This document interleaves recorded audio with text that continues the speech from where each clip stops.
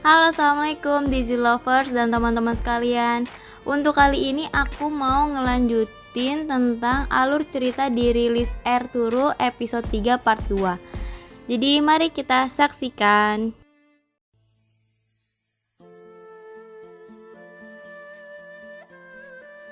Keesokan harinya, Ertugrul bersama keluarganya sedang sarapan bersama di tenda utama suku Kai. Sulaimansyah sedang membicarakan tentang kesepakatannya dengan Sultan Al-Aziz, yang mana Sulaimansyah akan memberikan pasukannya dan juga membayar pajak pada Sultan Al-Aziz. Dan ia meminta pada Ertugrul untuk berangkat besok pagi, dan ia menitipkan salamnya pada Sultan. Lalu kemudian Sulaimansyah juga mengatakan pada Ertugrul bahwa setelah mereka sampai ke tanah baru mereka, ia akan menikahkan Ertugrul dengan Gökçe. Ertugrul yang hendak menanggapi perkataan ayahnya itu tiba-tiba dihentikan oleh Gökçe yang tersedak, yang mana ia sengaja tersedak untuk menghentikan pembicaraan Ertugrul. Dan tidak hanya itu pula, Rahman tiba-tiba datang menghampiri dan mengatakan bahwa Hamzah datang ingin bertemu dengan Sulaimansyah. Hamzah dengan tubuh terluka dan penuh darah pun masuk ke dalam tenda. Ia mengatakan bahwa Karatoigar telah menyerang karavan. Sulaimansyah pun bertanya mengenai para kasatrianya, dan Hamzah pun menjawab bahwa mereka semua sudah syahid dan Gundoldu sedang ditawan oleh Karatoigar. Sulaimansyah menanyakan apa yang diinginkan oleh Karatoigar, dan Hamzah menjawab bahwa Karatoigar menginginkan para tamu yang dibawa oleh Ertugrul. Kalau besok mereka tidak menyerahkan mereka, Karatoigar akan membunuh Gundoldu. Sulaimansyah yang sangat marah akhirnya meminta Rahman untuk memanggil Numan, yaitu ayah dari Halimeh. Süleyman Şahım seni otağında bekler. Acele et. Ketika Numan tiba di tenda suku Kai, Sulaimansyah pun menceritakan bahwa pagi ini seseorang datang membawa pesan padanya. Ia memberitahu bahwa mereka telah menyerang karavan dan membunuh para kesatrianya, dan Karatoigarlah pelakunya. Dia juga menangkap anaknya Gundoldu, dan penjahat yang menawan anaknya itu telah mengajukan syarat padanya. Dan dengan tegas Sulaimansyah pun menanyakan pada Numan siapakah Numan sebenarnya.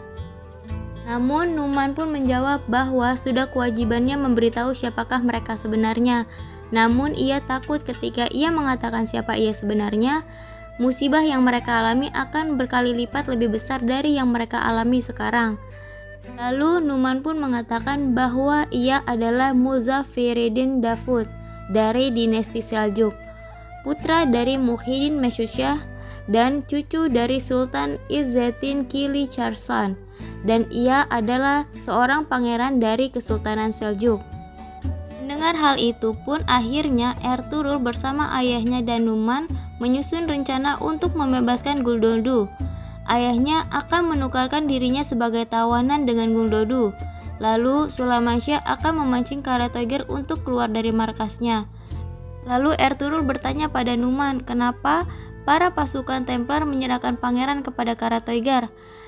Numan pun menjawab bahwa Templar ingin Karatoigar mendapatkan posisi penting di istana untuk melayani kepentingan mereka. Sulaimansyah berkata bahwa pertama ia harus membebaskan Gundoldu terlebih dahulu, lalu ia akan memancing Karatoigar ke tempat yang mereka inginkan. Dan ketika mereka sampai di sana, sisanya tergantung dengan Ertugrul dan keterampilannya. Ertugrul pun mengatakan bahwa ia akan menjebak Karatoigar di Bukit Kartal. Namun tiba-tiba Selcan datang masuk ke dalam tenda. Ertugrul pun mengajaknya berbicara di luar tenda. Ertugrul pun menenangkan Selcan dan berjanji bahwa ia akan membawa kakaknya pulang dengan selamat. Namun Selcan malah berbicara dengan nada sinis dan mengancam Ertugrul kalau terjadi sesuatu pada Gundoldu dan Ertugrul mengorbankan kakaknya demi orang lain, ia tidak akan membiarkan hidup Ertugrul tenang. Lalu di dalam tenda, Numan berkata kepada Sulaimansyah, sebagai seorang ayah, ia ingin mengajukan permintaan terakhirnya pada Sulaimansyah. Katanya kalau ia diizinkan, ia ingin menyerahkan putrinya kepada Sulaimansyah. Karatoigar hanya menginginkan ia dan putranya. Mereka tidak memiliki masalah dengan Halimeh. Halimeh sekarang adalah putri dari suku Kai. Halimeh tidak memiliki kerabat lainnya ataupun tempat untuk dituju. Lalu di halaman istana Karatoigar terlihat Afsin Bey sedang menghampiri para pengawal Karatoigar. Ia mengatakan bahwa ia ingin bertemu dengan pemimpin camp. Dulu ia pemimpin camp di kesatuannya. Lalu salah satu pengawal itu bertanya siapakah yang ia maksud. Lalu Afsin Bey menjawab, Saru. Ia biasa dipanggil Saru Bora. Lalu pengawal itu mengatakan bahwa ia mengenal Saru, tapi ia sekarang bukanlah seorang pemimpin camp, melainkan pemimpin pasukan. Dia berdinas dengan Karatoigar. Lalu ia bertanya, adakah yang ia ingin sampaikan? Katakan padaku. Lalu Afsin Bey menjawab bahwa ada sesuatu yang ia ingin sampaikan padanya. Dan terlihat dari kejauhan bahwa Ilyas yang diminta Ertugrul memata-matai Afsin Bey sedang mengamati situasi tersebut. Afsin Bey pun akhirnya diperbolehkan masuk oleh para pengawal itu. Saru yang tidak mengetahui kedatangan Afsin tampak kaget. Ternyata ia mengira bahwa Afsin Bey telah mati. Lalu Afsin mengatakan bahwa semua harus berpikir bahwa ia telah mati. Negara kita dalam bahaya besar, ia membutuhkan bantuannya. Lalu Afsin Bey mengatakan bahwa apapun yang terjadi, Karatoigar tidak boleh mendapatkan pangeran. Lalu Saru menanyakan bagaimana kalau Karatoigar berhasil membawa pangeran pada Sultan Alaidin. Afsin Bey pun menjawab Karatoigar akan menjadi komandan kesayangan Sultan. Dan pasukan Templar pun akan menyusup ke Konya. Mereka akan menyebarkan fitnah di negara kita. Kerusakan akan sangat besar, Saru. Kita sudah susah payah mempertahankan negara ini. Kalau diperlukan, kita tidak akan ragu untuk membunuh pangeran. Lalu Saru mengatakan bahwa ia siap melakukan apapun yang diperintahkan oleh Afsin. Di sisi lain, di tenda utama Sukai, Sulaiman Syah sedang menceritakan kejadian penyerangan kepada Kurdolu. Kurdolu dengan munafiknya ia berpura-pura tidak mengetahui dan marah pada Karatoigar yang telah membunuh para ksatria suku Kai dan juga menangkap Gundoldu. Lalu Sulaiman Syah mengatakan bahwa Karatoigar telah menunggunya untuk menyerahkan para tamu padanya. Ia pun mengatakan bahwa ia tidak tahu apa yang akan terjadi padanya. Kalau terjadi sesuatu padanya, ia meminta Kurdolu untuk memimpin suku Kai dan jangan biarkan ia meninggal dengan keadaan tidak tenang. Kurdolu yang mendengar itu pun tampak senang karena itulah yang diinginkannya. Namun Haimeh Hanem yang merasakan niat jahat dari Kurdolu pun merasa tidak senang dengan hal itu. Sedangkan di tenda Halimeh, Halimeh bersama keluarganya sedang bersiap untuk kepergian ayahnya dan adiknya. Adiknya yang tampak sedih meninggalkan Halimeh pun berkata, "Bagaimana kalau aku tidak bisa melihatmu lagi? Kali ini kami akan pergi dan kau tidak bersama kami." Halimeh yang berusaha untuk tenang di hadapan adiknya pun berkata, "Jangan khawatir adikku yang pemberani. Kali ini kita tidak sendirian. Ada Bey suku Kai yang bersama kita. Mereka akan melindungi dan menjaga kalian. Jangan tinggalkan ayahmu dan patuhi semua perintahnya. Jangan khawatirkan aku akan duduk di sini menunggu kalian pulang, mengerti?" Namun ketika Yigit keluar dari tenda, Halimeh mengungkapkan kekhawatirannya pada ayahnya. Lalu ayahnya pun menenangkannya, lalu berkata, "Gadisku yang setia, penyabar, dan cantik seperti ibunya, jangan khawatir, semua akan baik-baik saja." Lalu Afsin Bey yang baru saja tiba di perkemahan langsung dihampiri oleh para ksatria Ertugrul. Mereka memintanya untuk mengikuti mereka bertemu dengan Ertugrul. Ketika Afsin Bey sudah berada di tenda bersama Ertugrul, Afsin Bey menanyakan pada Ertugrul apa yang ia inginkan. Ertugrul dengan to the point langsung menanyakan dari mana asal dan kemana tujuan Afsin Bey.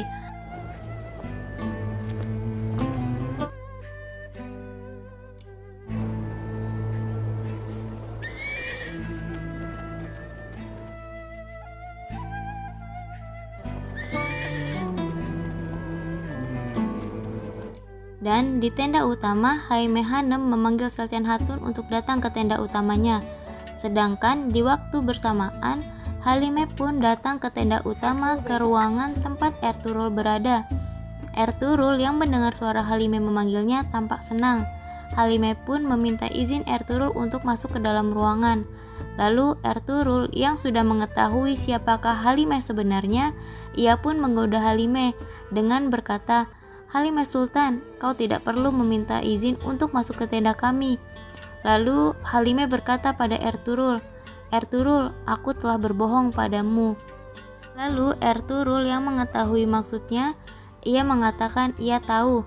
Lalu Halime berkata bahwa sekarang Ertuğrul tahu kenapa ia dan keluarganya harus pergi.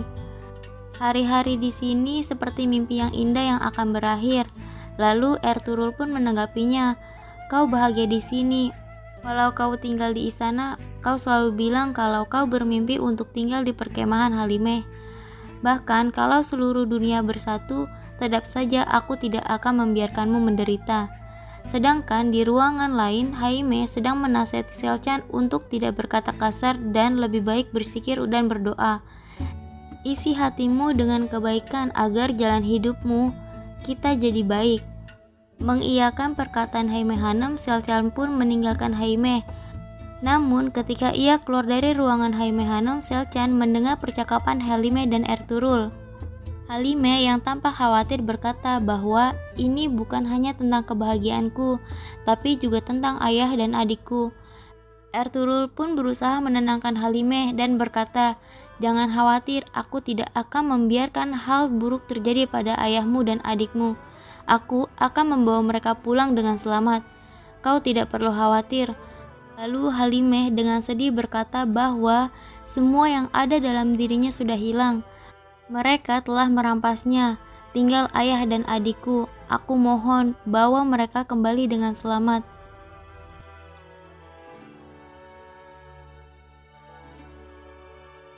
Sedangkan Selcan dengan kebenciannya terhadap Ertuğrul dan salah paham akan percakapan Ertuğrul dengan Halime, ia pun segera menemui Kurdolu.